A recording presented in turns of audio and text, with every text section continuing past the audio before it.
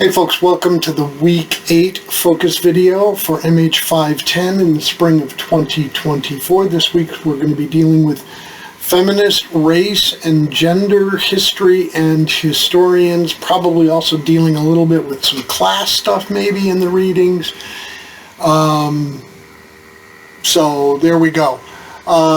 Quick note for you, I am going to grade your week 7 stuff on Monday and Tuesday of this coming week, but I will technically be on vacation through week 8, 9, and 10.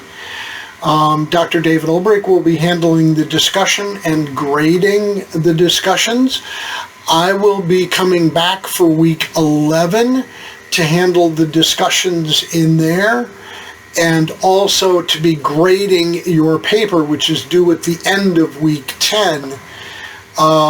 So Dr. David Olbrich will be with you for 3 weeks. I've got a slide at the end, and I'll kind of introduce him to you, so you know what's going on. But I've got some vacation I have to burn up or I lose, so this worked out to be the best time to do that, so we're going to do it. All right, so your 2 discussion questions as usual. The first is the cluster of race, class, and gender-based studies of history emerged from the New Left in the late 1960s. Though historians had long studied Negro history, labor history, and even women's history, but as distinct schools, I don't know if I can really describe them as schools or maybe approaches, methods, whatever, but they are a definite cluster of history. They are identifiable from the late 1960s on. Oftentimes the practitioners of these closely related and aligned topics are based in African American, Latino, or women's studies programs, as opposed to history departments themselves, though this is not always the case. Based on your reading thus far, Gaddis, Novick, Tosh, Truman, and Williams identify 3 characteristics of these closely related schools. The reading's emphasis is on the feminist school, and what do you think the strengths of this approach are and what weaknesses exist with the emphasis on race, class, and gender, especially the feminist approach to the study of history. Second discussion question: who is Joan W. Scott? Provide a 1-paragraph biography and describe why she is or is not a feminist gender historian. All right, let's talk about discussion question 1 first. The feminist race, class, gender perspectives are as much a method as a school of interpretation, and as much an emerging subfield as a particular methodology, or perhaps emerging subfields. While building on the New Left perspectives, race, class, and gender studies are different. So look at the nuanced differences between these studies and the New Left school itself. Think about how race studies differ from African American history straight up. Also think about how women's history differs from gender studies. Remember also, not all women's history is feminist. For the discussion question, I want you to emphasize the feminist studies piece. Don't overemphasize, but do not ignore the possibility of a cultural political agenda in these subfields of history. Finally, what sorts of questions do race, class, and gender historians ask that other sorts of historians do not? That's going to be an important thing to think about.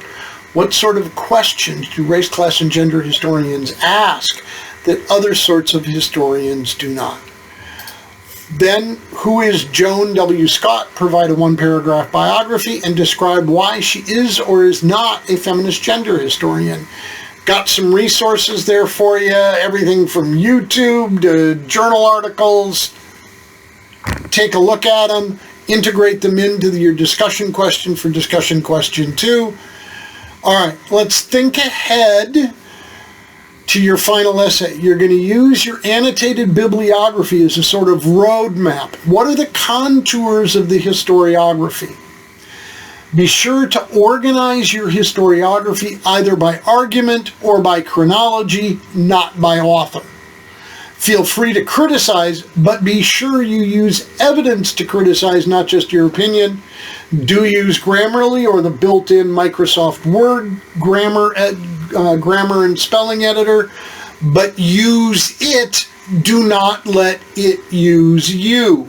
You can end up in a situation where you're accepting all of the changes and your paper is no longer your paper, it's somebody else's. Pay attention to detail, footnotes, and bibliography on your final essay. All right, so Dr. David Ulbrich. Dr. David Ulbrich and I have been friends, oh gosh, going on 19 years now, I think. At one point he was teaching at Rogers State University, which is 90 miles away from me, which down in our part of the country down here is not all that far. I helped him move from Fort Leonard Wood, Missouri to there, had some friends of mine come up and we moved him over. And I even taught over at Rogers State with Dr. Ulbrich for a while. He is now the program director of the history programs, my boss, and he's also the associate dean of the graduate programs, thus my boss's boss. He's his own boss. That's kind of cool. He specializes in military history, specifically the history of the United States Marine Corps in 20th century.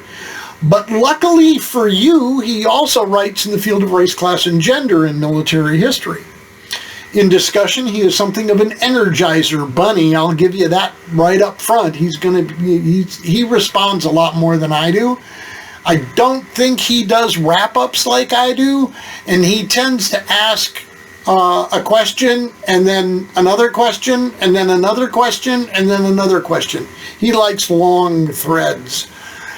He refers to it the slow-motion Socratic method. So, my advice to you is be good, behave, but have fun with a different approach. It's good for you to be exposed to different approaches, even within the same course, so that you get a good, well-rounded view of history. All right, there we go. Y'all take care, stay safe, and I'll be seeing you around the campus, but not for a while. Although I will be doing the focus videos for weeks 9, 10, and 11. So, David won't have the time to do that, so I'll do it, and he'll play off of that to some extent. So, all right, there you go. You got it. Y'all take care, stay safe, and I'll see you around the campus. Bye-bye.